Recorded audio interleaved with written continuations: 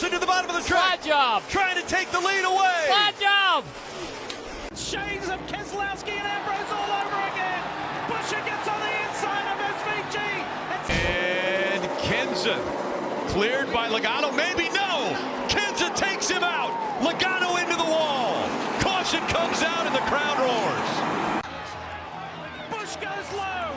Burton blocks. He gets back up. Comes to the line. Jeff, your little boy, has done it. Harrison Burton wins in Daytona. Larson has cleared him. Allgaier, look at his hands. Now looks to the Here bottom. comes Larson off turn 2. Larson's got the run down the back. Can he win 2 days in a row? The rookie. Can he battle Kyle Busch 2 days in a row? He battled him yesterday and beat him. Here he comes. Diving to the inside. Kyle took the block. He blocked him. It's the Kyle and Kyle show off, turn 4. How many times we seen this? This is like 4 or 5 times these two guys have battled each other for the victory. Busch the veteran, Larson the rookie. Kyle Busch wins California. Al, what was your thought about Keselowski's little pre-race declaration? Who? Brad Keselowski? Yeah, I don't know who you're talking about. Okay. He drives the number 12 car. I saw it, but I passed it.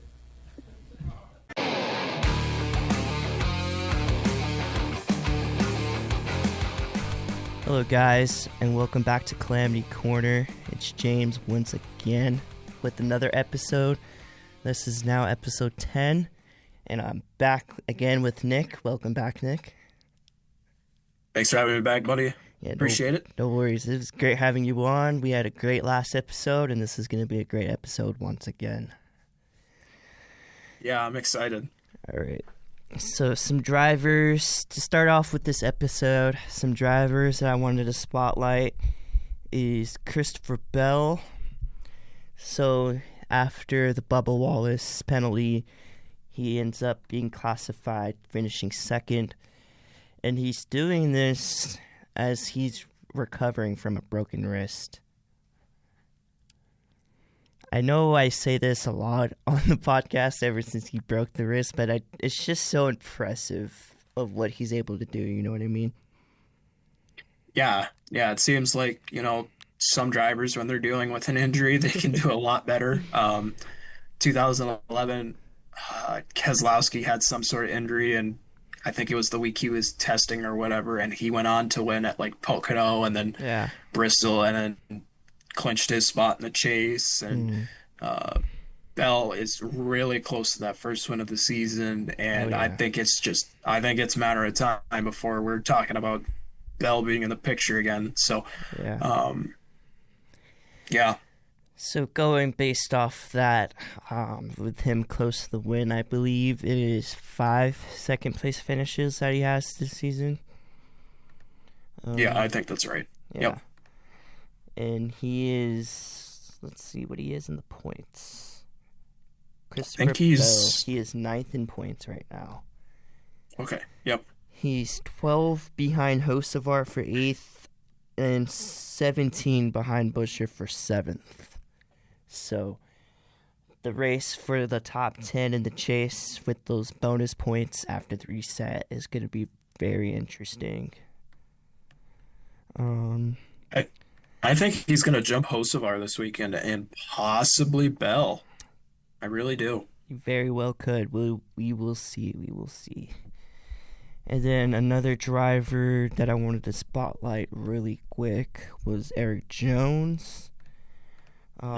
He had another great week. He finished 5th, and right now he is above the cut line for the chase.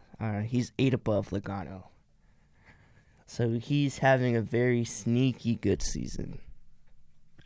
Yeah, I think they're starting to get their I think they're starting to get some of their Toyota stuff from JGR and 2311, and I think that's really helping out that 43 team out at Legacy Motor Club, and they've been kicking it into gear since I think it was Michigan when Jones got that second place. So they've really turned it up, and I think they could make some noise coming up here. So It's honestly good to see some new players once a year. And I was hoping that's what the Chase would provide. Because, I mean, like, we would see new guys in the playoff system, right? Because some random guys would get a win, and then they'd make the playoffs. But, like, they would always stall out that first round, you know what I mean? Yeah. Yeah. I mean, that was like SVG last year. He had how many wins before getting into the postseason and then just flopped in the first round. Like, yeah, SVG last season. Poor Josh Berry last season. I don't think he finished a race in the first round, which was unfortunate. He swept the first round to finish in last place every time, so. Yeah, if you're a Josh Berry fan and you listen to this podcast, we are not making fun of Josh Berry. We feel for Josh Berry. We like Josh Berry. Yeah. And then the last driver on today's spotlight is going to be Shane Van Gisbergen once again. Mm-hmm. This guy just keeps impressing on the ovals. He finished 6th. That was on speed, I would say. He was up there mixing it up with the forwards of Penske. He was up there with Larson before Larson, unfortunately. Hung Money is a real nickname, but we will get to that in a bit. But yeah, he was up there with those top guys, and I thought it was honestly fun to see. Yeah, he's like we talked about. He's been improving this year. You know, he's only got 2 wins on the season, but I mean, 2 wins on the season. He's 15th in points. He has about a 31 point gap to the cutoff line, so I would say that's not bad at all. I mean, with all these short tracks coming up, I know I think he tends to struggle more with those. Yeah. I hope he can really just improve on those and just take that next step.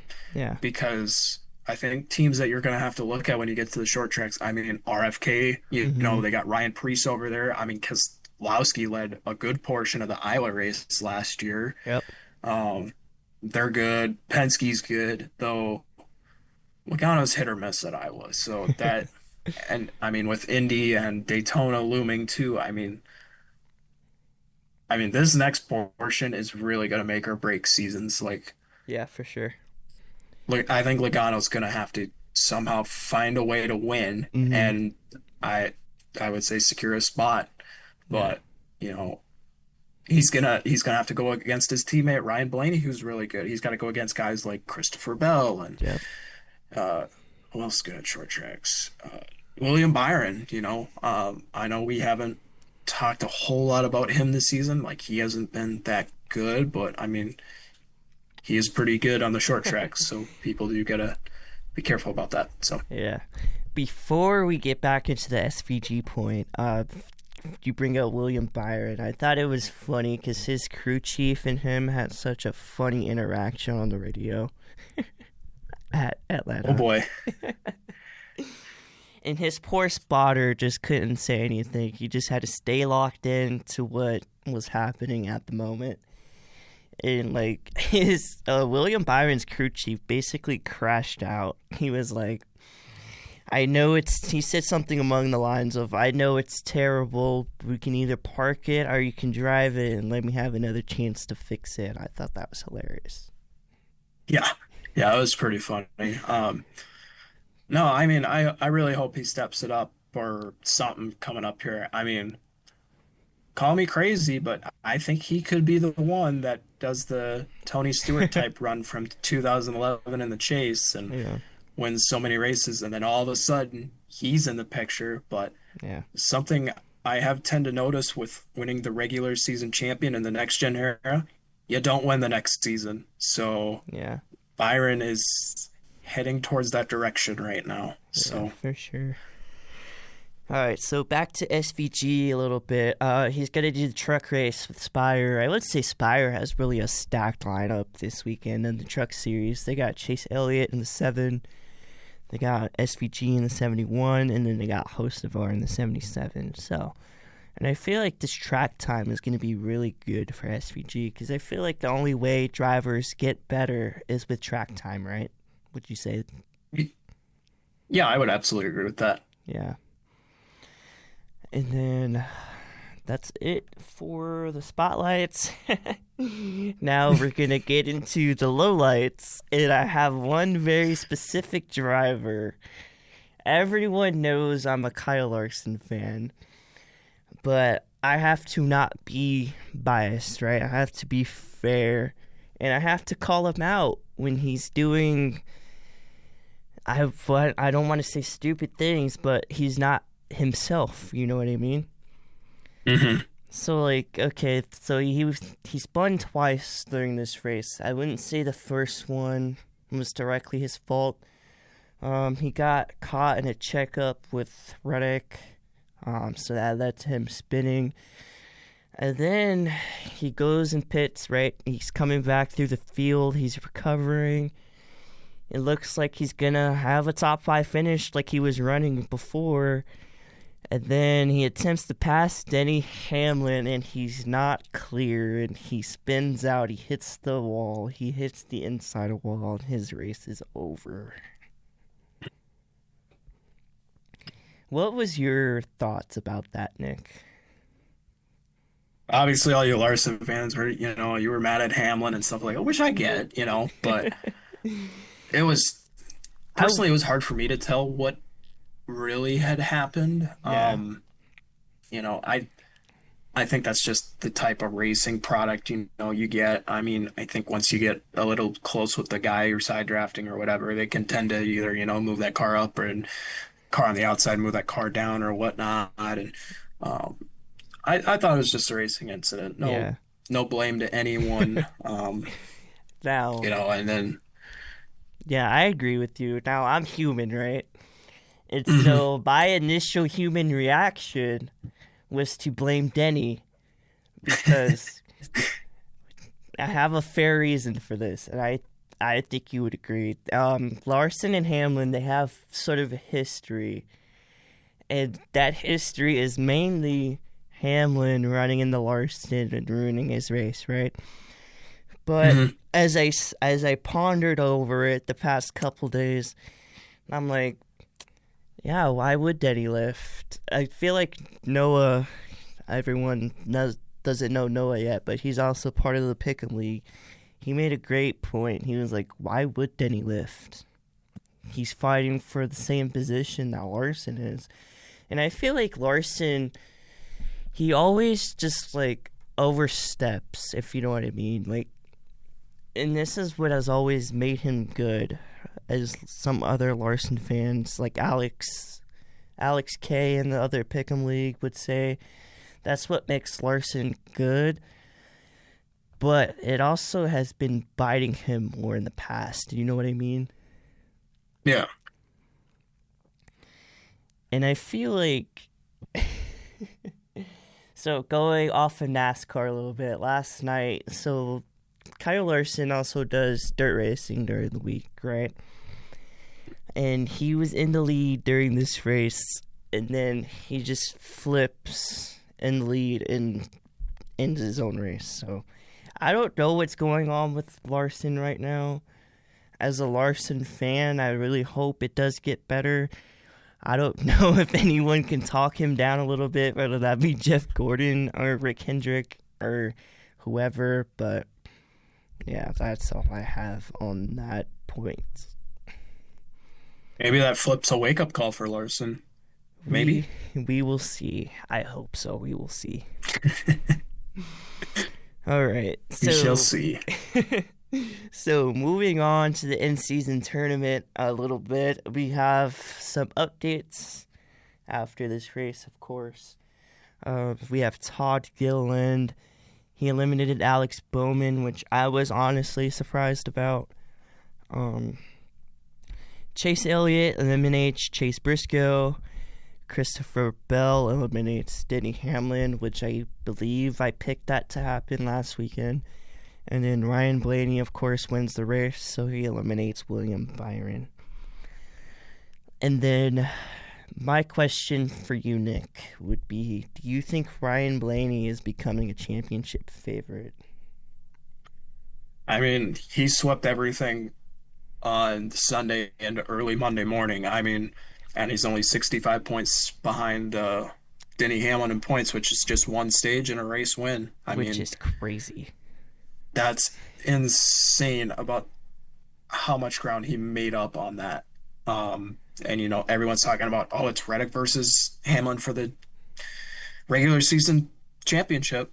Well, I don't think you can overlook Ryan Blaney right now because, I mean, if that win told me anything and that's a wake-up call, I would be concerned because Blaney is slicing and dicing that point lead in a hurry. It's going to be a 3-horse race for the regular season title. Yeah, and then I'm looking at the points here. I mean, Ty Gibbs, he's like average to top 10 every week, so it's like, okay, he's not going to do anything. Chase Elliott's mid as of recently. I mean, I think he's only got one top 10 in the last, this is not a 6-7 joke, 6 or 7 races. Kyle Larson, he's 197 points back. You know, I don't think he's going to win the regular season championship at all. It seemed like just a couple weeks ago, Larson was in 4th place in the points, and he was trending up to maybe catch these guys, but that has gone away. Yeah. So I think it ultimately comes down to Hamlin, Reddick, and Blaney for the regular season championship. For sure. So, looking at these points now, some interesting things that I see is Reddick and Hamlin, they have the same amount of stage points. They have the same amount of top 5s. Reddick has more top 10s and more wins, but he's second in points. That's interesting. I think it's just because Denny is, like, just been stupid consistent, and he doesn't have a DNF compared to Reddick's 1. Blaney has 2, and he's still right there, so that's going to be a great race to the finish. Oh, yeah.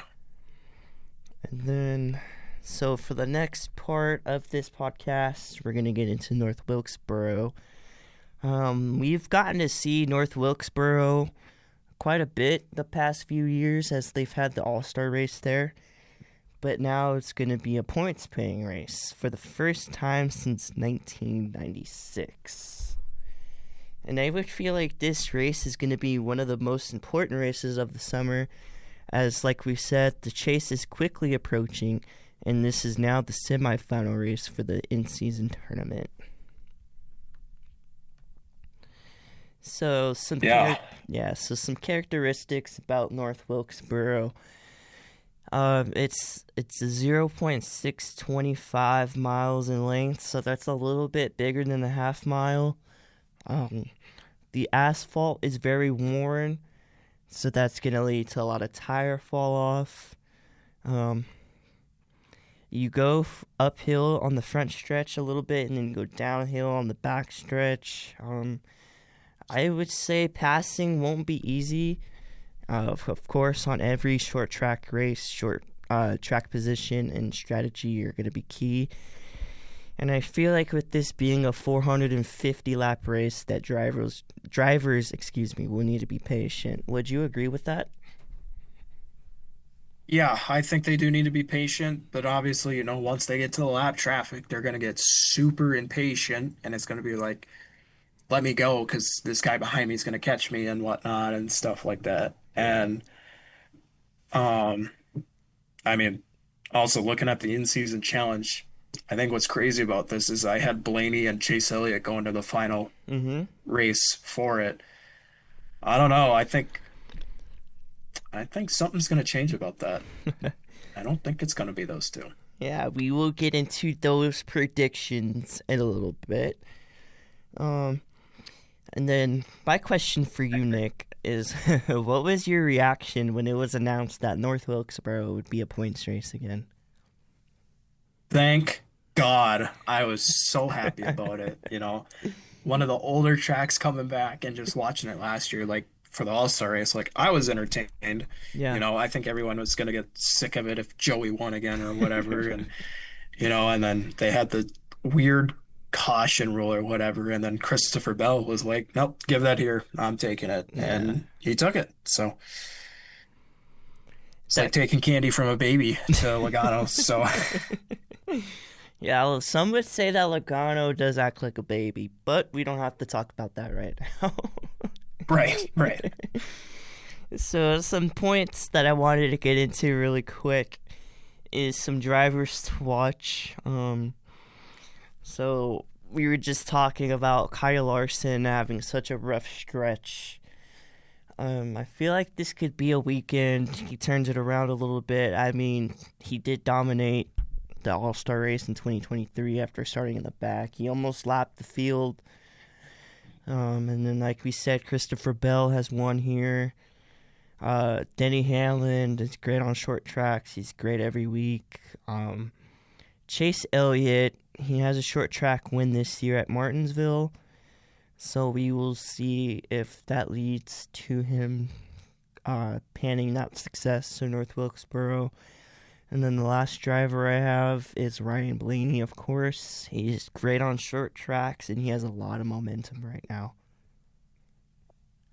I think one guy I'm really going to focus on here, and they're on the cut line fighting for it. I think you're going to have to, I'd say don't take your eyes off Joey Logano this weekend. I know he's won there, I think, was it 2024?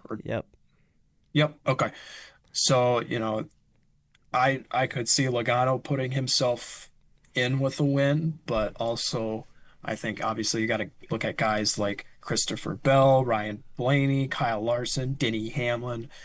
And I won't count out Reddick either. I think obviously you got to keep your eyes on those guys, especially because they seem to be running really good every week. I know Reddick went through that little slump there, but he turned it around this past weekend, cutting 20 points out of Denny Hamlin's point lead. So, I feel like I think you just go ahead. Got to keep watching those guys. Yeah, just got to keep watching those guys. So I agree. I feel like with the points thing, it's gonna come in bunches, right? One driver is gonna have a great week or a great few weeks, like Hamlin did, to eventually take the lead back, or to take the lead, excuse me. And then Reddick is gonna have a consistent couple weeks because some of these tracks we have coming up are going to fare well for him in Toyota overall, so Denny Hamlin will get to benefit from that as well. And yeah, that will be such a great thing to see for the rest of the season to keep us fans entertained. Yeah, absolutely. All right, and then some keys to win this race I have. You got to qualify well, of course, track position. Pit stops will matter. Tire conservation over long runs. We're going to get a soft tire this weekend with the short track package, and we're going to get 750 horsepower. So that will be awesome to see. That's going to lead to great racing. And then staying out of trouble in traffic, like you said before, with lap traffic, that's going to eventually occur. And then maintaining track position on restarts. That's going to be a big one as well. Would you agree with that? Absolutely. Obviously you can't make any mistakes or very little to none mistakes this week. So that's going to be a huge key. Like you said, pit stops and lap traffic, stuff like that. It's going to be who gets around the lap traffic the best. Mm-hmm. And ultimately you're going to have to go with that. So for sure.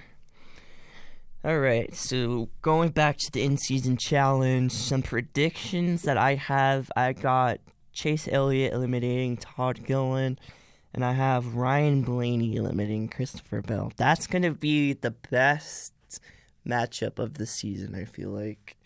What are your predictions for this, Nick? Well, I made a bracket this year, and I did not have Todd Gillen making it this far. However, I did have both. I had all three, Elliott, Bell, and Blaney making it this far. Mm-hmm. So that was pretty cool. And I have Blaney versus Elliott as well. Mm-hmm. However, I think we're gonna see Bell versus Elliott at Indy. Ooh. That's what I'm thinking. All I right. won't sleep on Todd Gilliland, but Yeah. I just don't know if I can. I just don't know if I can trust him. This So track, I'm gonna, this track doesn't play in his favor. I would say like Atlanta would have. yeah. So I'm gonna go with Elliott versus Bell. All right. Sounds good. So the last little bit of this podcast, I'm going to make a race prediction. Now, I know this prediction is probably going to come and bite me in the butt. Unfortunately, I think you know what it is, but I got Kyle Larson. I think he will snap his 44 race winless streak and win at North Wilkesboro. What is your prediction for the winner of this race, Nick? Man, I can't give my secrets away, but you know what? I'll keep that secret behind me. I don't want you guys knowing any of that until I pick them. So you'll wait for that. But yeah, I mean, I can't pick Larson for the Pick'em League for the rest of the season, anyways, or at least until the chase starts, right? So I think we're good on that part. Funny enough, my pick is a guy who I haven't picked at all this year. So yeah, I'll keep an eye on that. Who am I gonna go with that I don't want to? I want to keep this secret. Just say Denny. Oh, I'm gonna hate to say this. You know what? Ty Gibbs. We'll go with that. Okay, We that's will go with honestly that. not bad. That's not bad. He has improved a lot on the short tracks. I'll give him the benefit of the doubt there. Yeah, Obviously, my other pick, I'm going to keep in my pocket for a little bit because of course. I don't want any of you guys knowing until we pick. But yeah, I would say, you know what? Keep your eye on Ty Gibbs this weekend. I think he could make a splash and make some noise. I'd say my other guy to watch, last week's winner, Ryan Blaney. You know, he's also really good at these short tracks. I mean, Martinsville in New Hampshire, he's won at. Phoenix, I don't see why not, you know, and he's riding in with momentum. So Of course. I would say keep an eye on those two for sure. All right, so the last question that I have for you, Nick, and that'll probably do it for this episode. If you're a crew chief, what's your strategy going into Sunday's race? Ooh.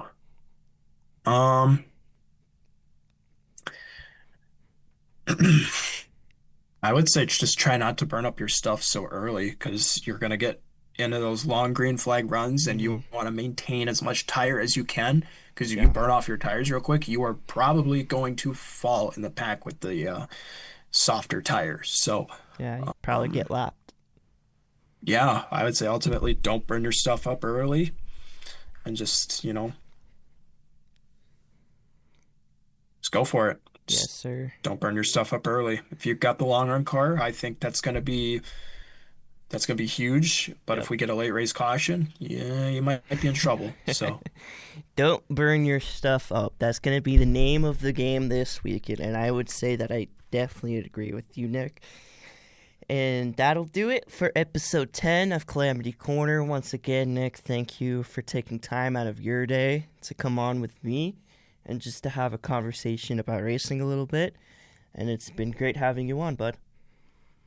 yeah, thanks for the invite. I appreciate it, man. You are doing a great job with this. Keep doing what you do, brother. Thank you for listening to Calamity Corner Podcast. If you want to learn more about me or the podcast, follow me on Instagram at jamesc._.24.